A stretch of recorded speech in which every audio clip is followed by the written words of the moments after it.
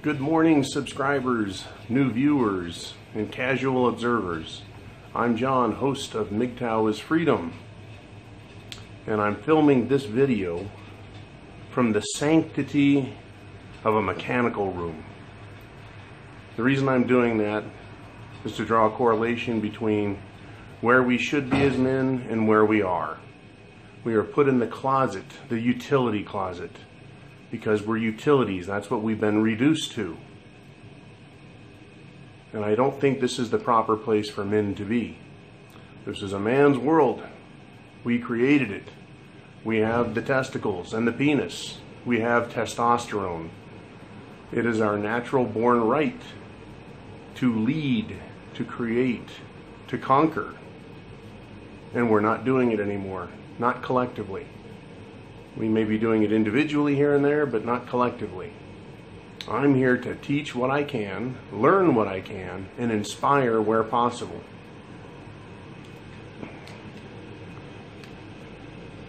There is a world out in front of us, and it is ours to take back, because it was ours to begin with. And we've ceded that authority to a paper tiger. I would like to tell a story in the form, I guess, of an allegory. And it has to do with regaining our birthright, regaining our individual right. And I'm going to use the story of David and Goliath. David and Goliath. David, a boy, was at home, and he heard that the giants had come. Particularly some bad hombres, some bad giants, the head of which was Goliath, one of several brothers. But David was told that he wasn't big enough to fight the battle and that he was to stay at home. So he did for a time, until he disobeyed the edicts, the control mechanism that said, you must stay at home. You're too small. You can't fight. And David went out and headed towards the field of battle. He went out and headed towards the field of battle. Along the way, he passed people running back to the city, back to their homes, who cautioned him, David, don't go there. You're going to lose. There are giants. So David thought about it and decided to carry on. If the giants are coming, they're going to destroy us. Why am I going to stay at home and wait for them? I want to see more. So he headed towards the battlefield. And he caught up with the army. The army of Israelites. But in our allegory, it's the army of men. Standing around, confused, scared. And he asked them, what's going on? He says, we're near the battlefield. The giants are out ahead of us. We don't know what to do. We're afraid. And David said, what are you afraid of? And he said, well, imminent death, certain death. And David thought about it. Geez, that's true. I do face imminent and certain death.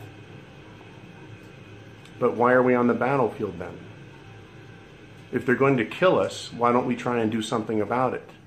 And the men said, we don't know what to do. We're afraid. So David stepped forward and moved to the front. And there were the leaders of the opposition to the giants. And he said to them, what are we doing here?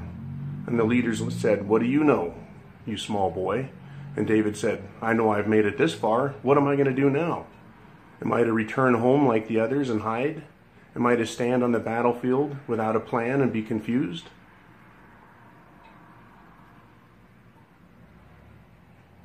And the leaders said, well, we don't know. We know who the enemy is. We know their strengths and weaknesses.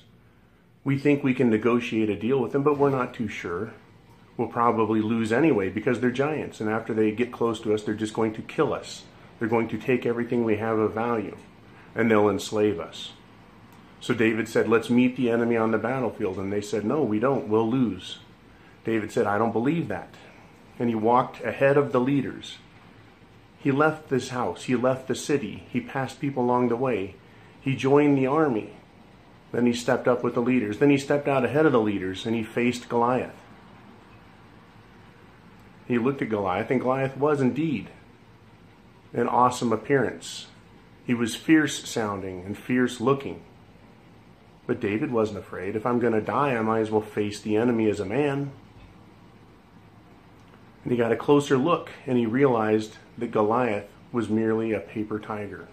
He merely appeared to be big and powerful. David used the power of his mind, his intellect. He used the skill of his hand and the strength of his body. And he had practiced and honed those skills with his sling. So he picked up a rock and he measured it and decided that's an adequate sized rock. And he put it in the sling and he took aim and he let loose the missile fly and struck Goliath in the head and killed him. Right? Knocked him out. And David killed him. Goliath is feminism. It appears to be huge and unstoppable, an unimaginably powerful juggernaut. But it is weak. It is weak in the head. It is weak in the intellect. That is the allegory in the Bible, and I've added to it. And then I've applied it to feminism and masculinity.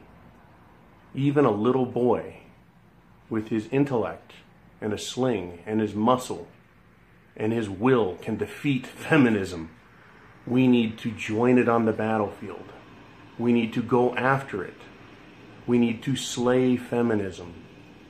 If we do not, it is going to kill us. It is going to take our resources and it is going to enslave us the same exact way. The same exact way that Goliath and his brothers and their army of miscreants, were going to use intimidation and the brute force that they had and fear to control the Israelites, and there was going to be that same fear that was going to control us and defeat us, men. It's our fear that defeats us, not the enemy. You can lose to the enemy if they are greater than you, but fear to even fight and face them is what paralyzes us and allows us to be run over. It's fight or flight. You must fight because there is no victory in flight. Face the enemy on the battlefield and know that while they may appear great, they are weak in the head. They're also weak physically. These are just women we're facing. They're emotionally weak. They're physically weak. They're intellectually weak. Face the enemy because you don't belong in a utility closet working for them as a slave. You belong out here. This is your world. Step up and take it back. Make it a great world.